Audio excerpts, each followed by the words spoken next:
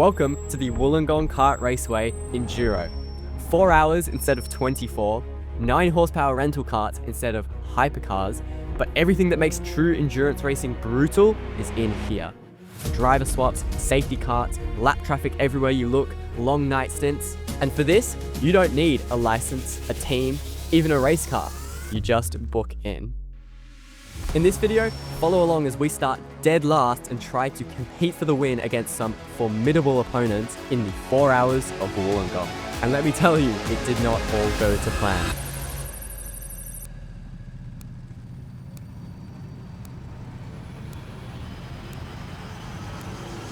All of that carnage is yet to come, but now you join me for the start of the 4 hours of Wollongong. So, coming off the line and we immediately get 2 positions, and then we've got another spin. So the carnage is already kicking off, but let's go for a lap of the Wollongong circuit. So this is actually the last corner, and then we're coming down the pit straight, and where this control tower is where the start finish line is. So here we go. Now we're coming into turn 1, and this is a big braking zone. So quite a technical corner, lots of runoff on the exit, but we don't want to use that all, just carrying the speed nicely. And then into the technical turns 2 and 3, and another spin there. So we're already up to P5. Carrying speed out of this corner is really important because it's quite easy to be switchbacked on the exit there. And now we're into the most technical part of the track. This left-right of turns 4 and 5, a very long corner, so you have to take a very late apex and set up for it properly, and then a dab of the brakes into turn 6, carrying all the speed and setting up your exit through the chicane and down the straight. And that is a lap of the Wollongong Kart Raceway circuit. Now, the thing which makes this track so amazing for an endurance race like this is that you can overtake in every single corner in multiple different ways. Because there are lots of big braking zones and all of these beautiful flowing corners where you can set up switchbacks and outside overtakes, the racecraft is just amazing, and you're going to see lots of that later. Now, in this race, we have some absolutely fierce competition, so it's important that our team is fast too. And doing the first stint, we have the track owner, Troy Baldy, who's a multiple Australian karting champion. So we're in safe hands. And skipping forwards now to lap 6, we are in the midst of a 4-way battle for P2. And you can see the leader up ahead has pulled out a big gap, and the number 7 there getting frustrated with 100. And take note of that, because that's not the last time number 100 will cause some controversy. Now, the number 7 and 100 are side by side, and they have been for most of the lap so far, coming through turns 4 and 5, and the number 7 makes a bit of a mistake here and bunches up the field, which gives Troy the run to send it up the inside. Lovely move, losing almost no time, and now we've set our sights onto the drivers in front. And that we do, cutting forward now to lap 13, and you can see the number 100 getting a botched exit, and Troy gets up the inside, nice clean move, and now we're into P3 with the leaders quite a long way ahead. So move down on the 100, but now our entry's compromised into the turns 2 and 3 chicane, and the number 100 kart gets a great switchback and is alongside coming into turn 4. So just a little bit of contact there, and I'm sure Troy thinks nothing of it, but then coming onto the next lap, you're going to see the first piece of drama happens.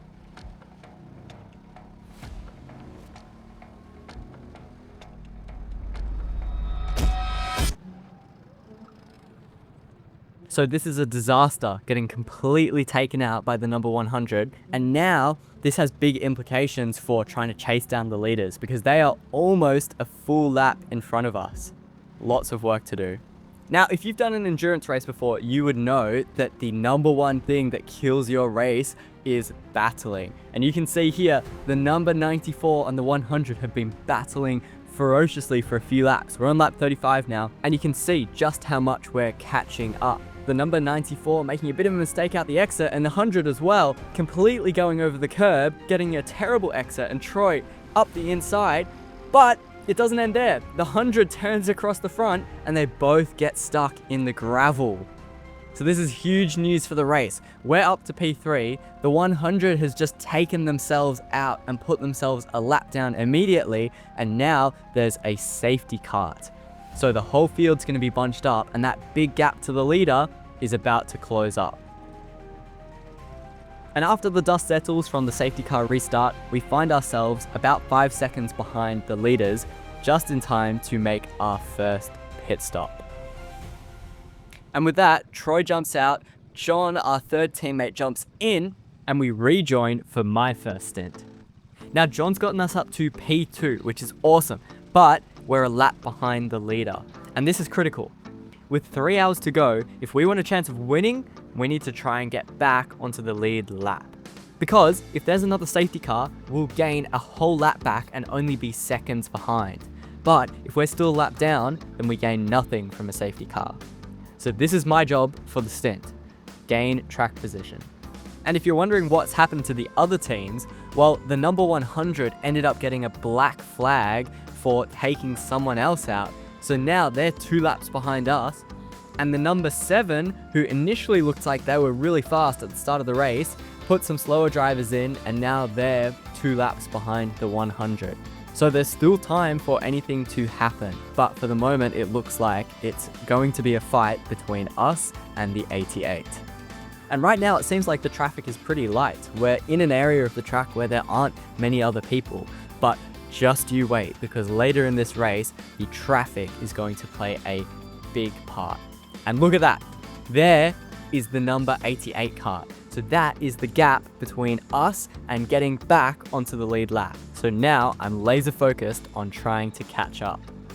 Now, when I jumped in, I noticed straight away that this engine feels really good. Combine that with getting good exits, but we're carrying lots of top speed down the straight. So I know that's a strength of this kart, but conversely, I'm feeling like there's a lot of slide going on and I'm struggling to stop the kart from oversteering. And that's not just hurting the lap time of the kart, it's also hurting my confidence to push the kart more and more and get that lap time out of it. You can see areas like that, pressing the brake too much and getting a big slide on the corner entry, which is losing us a bunch of time. At the moment, it seems like the gap to the number 88 is just pulling out a little bit. They're driving a bit more consistently, and I'm still making a few mistakes because this is the first time that I've actually driven this layout. I had a 5-minute practice before the Enduro and then jumping straight in to the Enduro layout. So the thing I'm using to tune and work out how to go faster while I'm driving is this DRAGY Pro, which you can see on my steering wheel. So the DRAGY sits underneath and then it's my phone on top, and it's giving me the live delta to see exactly where I'm faster and where I'm slower. And for learning a new track like this, it's absolutely perfect because I can check after every corner, was that faster? Was it slower? Okay, well, depending on that, I'm gonna change what I do, try and do more of the good stuff and less of the bad stuff. And that's how over the course of this race, I got much, much faster. And just wait until the night stints to see that come to fruition. Jumping forwards now to the end of this lap, and look at this. Up ahead, we've got the 88, and in front of them, they end up in the gravel. And anytime someone ends up in the gravel, a safety car is forced to come out. So that means within about a lap, we're going to have a safety car. And you can see, we've caught right up to the back of the 88 already, and now that gap's gonna be neutralized with the safety car. So here we go. This is our best opportunity yet to try and get that track position back. And if we can get another safety car, then we'll regain all of that time. Had 2 laps underneath the safety cart, and now the safety cart is coming in at the end of this lap. So I'm preparing the tires, trying to keep a little bit of temperature in them, and just analyzing the 88 and the safety cart to see when it's time to go. And just then I hear the engine revs of the 88 start to pick up. I am full throttle, and here we go. We've got a good run straight away, pulling out to the inside for turn 1. We send it up the inside, a little bit hot. We're side by side. The 88 gets back past, but we go for the switchback. And this is the beautiful thing about this track. You can overtake in so many different ways. Now, a little bit of a slide there, just hurting us once again, that oversteer. And the 88 pulls out a little bit of a gap. So already a lot of our opportunity is gone. But we're gonna see how long we can stay with them. And you see another mistake there, and the gap is even bigger. So right now I'm pretty frustrated because I've just wasted this great opportunity to try and get into the lead. But it's not over yet. And actually in this stint, we had another 2 safety cars reasonably close together. But unfortunately, my camera batteries died here. Now, in the first safety car, it was much the same. But in the second, I managed to overtake them. And only because of the traffic did we manage to pull out a bit of a gap over the 88. So we were back onto the lead lap at the halfway point of the race. So now, coming into the night stint, what we need is just a nice, calm set of pit stops to make sure we stay on the lead lap and make sure that nothing crazy happens.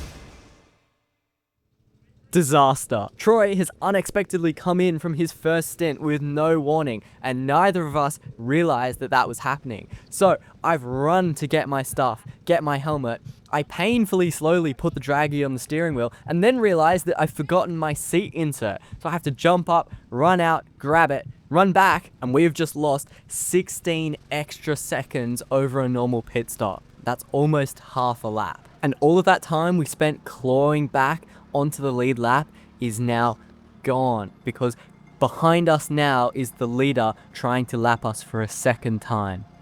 Now, I still have no idea at this point that it is the leaders behind us. I haven't looked back since coming out of the pits, so I'm thinking, okay, we've lost some time, but it's probably okay, and I have no idea how close they are. So you can see, I'm trying to get the DRAGY to work on my phone at the moment. I press go, it doesn't work, and then here, coming through the first corner, we get a little tap, and I look back and see, and go, oh my gosh, that's the leaders. So here, I forget about the DRAGY, and I just drive. Because nothing is more important right now than making sure that we don't get lapped again.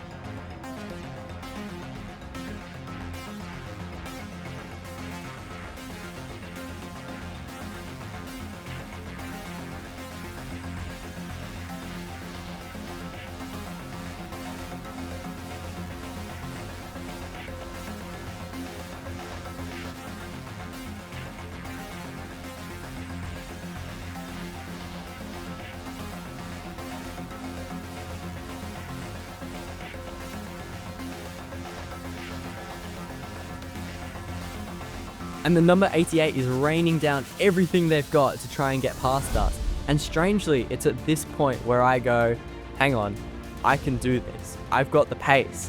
Now, they're obviously faster at the moment, but I'm still warming up the tires and getting into the swing of things. And what I've realized is that the kart actually feels way better than in the day stints. The balance of the kart is so much better and the oversteer is not as much. And you can see now we've pulled out a little gap. So from here, it's game on. I am trying to drive as well as I can to just get through the traffic and pull as much of a gap over the 88 kart. And you can see as we come through cut after cut, we are getting through the traffic just slightly better than the 88. And now, with an hour and 40 minutes to go, we can't even see the 88 behind us. So we are gaining the track position back. And if we can keep this up for a full stint, then we might just have a chance of still competing for the win. Lap traffic is probably one of the most beautiful parts of endurance racing, because it has the ability to single-handedly make or absolutely break your races. And as you can see here, some lap traffic just do crazy things. And if you make contact or you crash into a back marker, it can completely ruin your race. We're getting through the traffic well, and now skipping ahead to an hour and a half to go, that kart in the red suit, that is the number 88. So after they've pitted for their next driver, we have come out just behind them, and we are about to unlap ourselves.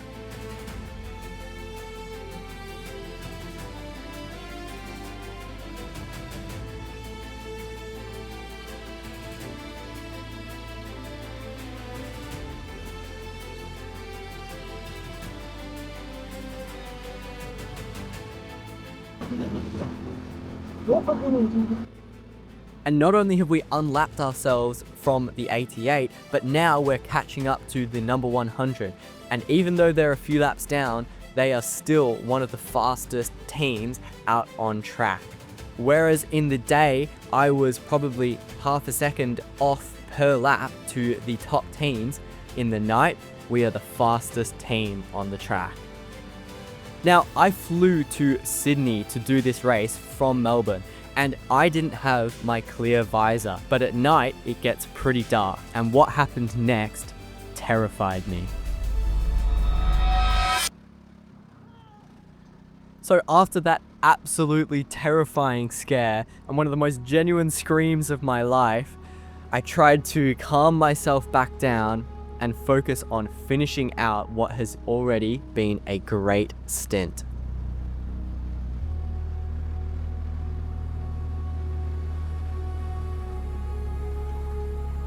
It's moments like these, just in the complete flow state, that make me love karting so much. And endurance races like this are truly some of the most fun you can have racing. So if you want to get involved and join the next race, you can.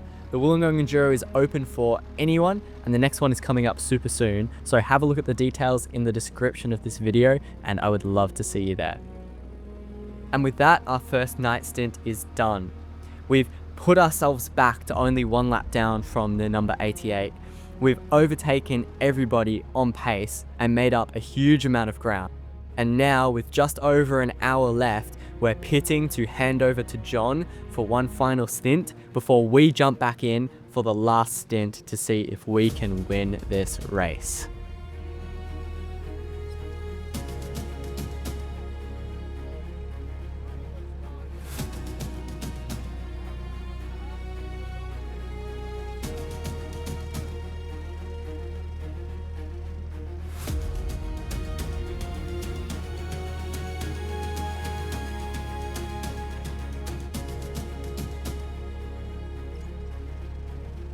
So with 40 minutes to go, we jump back into the kart, and this time we nail the pit stop.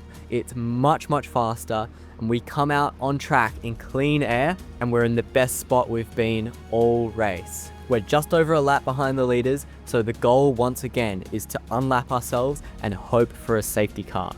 What we need is a nice, clean run with no incidents.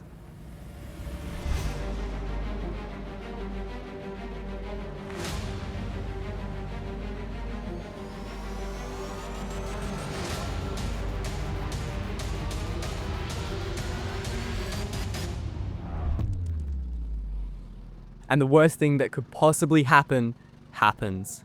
I don't know if this was intentional or that back marker just accidentally turned across, but we got spun out. And then trying to rejoin, I've spun again on the grass, and I am not happy.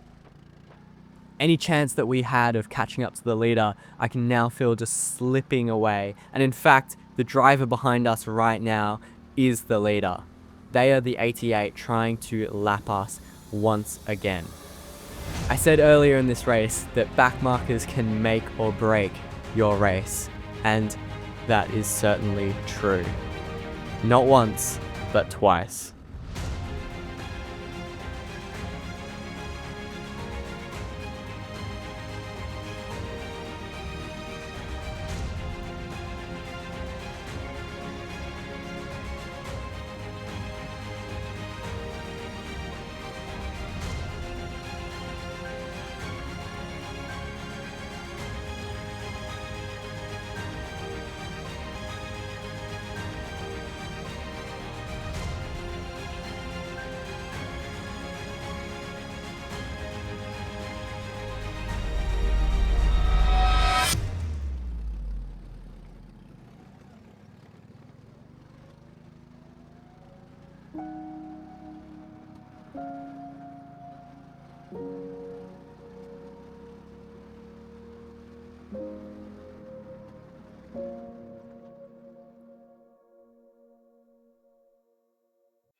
Two bad attempts at overtakes on back markers, and just like that, our race is completely different. The win definitely seems out of reach now, but I've never been one to give up. So, I set a new goal to catch the 88. All I wanted to achieve in the last 30 minutes of this race was to catch up to the 88 and unlap ourselves. That little speck in the distance is my goal, and I am not going to stop no matter what happens.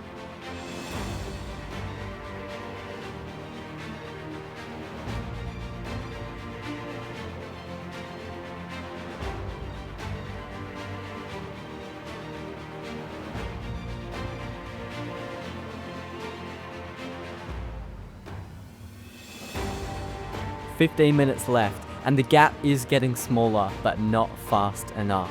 If I want to overtake, I'm going to have to pick up the pace.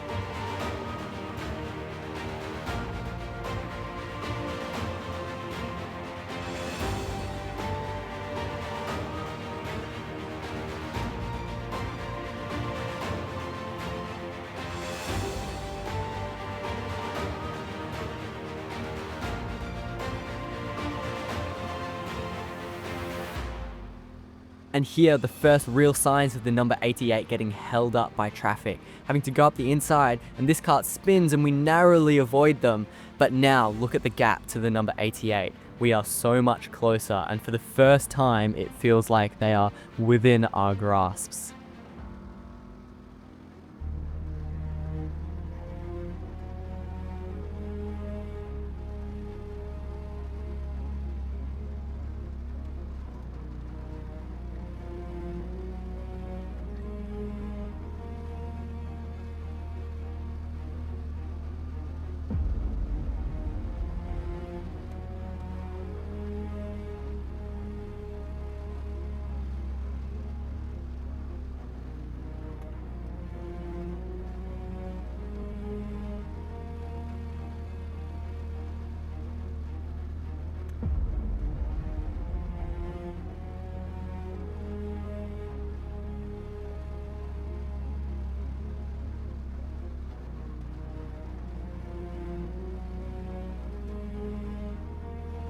Entering onto the straight with 7 minutes to go, and now we're firmly in the slipstream. Human DRS tucking behind the wheel, and look at this. Now we are finally within striking distance. After 3 hours and 54 minutes of racing, the gap comes down to this.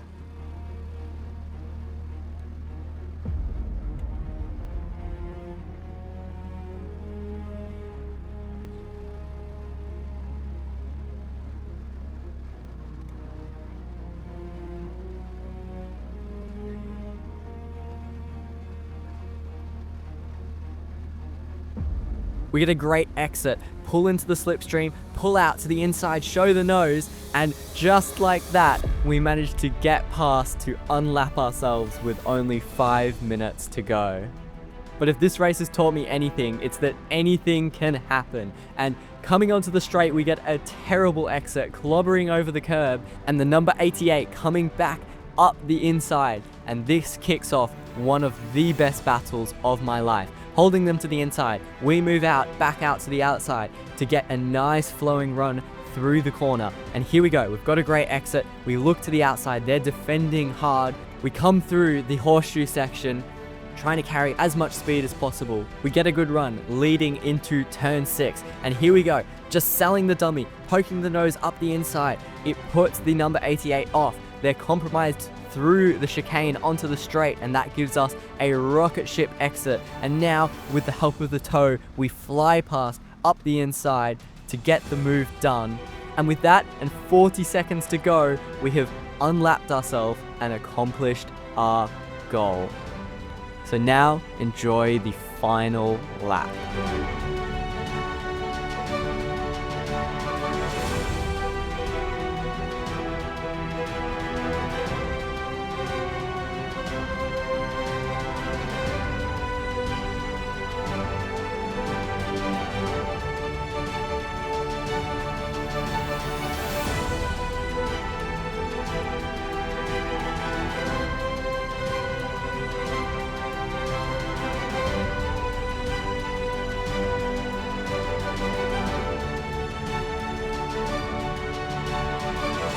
And just like that, the 4 hours of Wollongong is done. And we come home in second place, 1 lap down from the leader. Now, as you might have guessed, this was one of the most fun races of my life. And if you want to do the next Wollongong Enduro, then you can. It's on the 5th of September, 2026, Wollongong, New South Wales in Australia. You can enter your team and then come and race me and all of the other legends in the next Wollongong Enduro. This was so much fun. I hope to see you there. And if you liked the video, please subscribe to see the next one. See ya.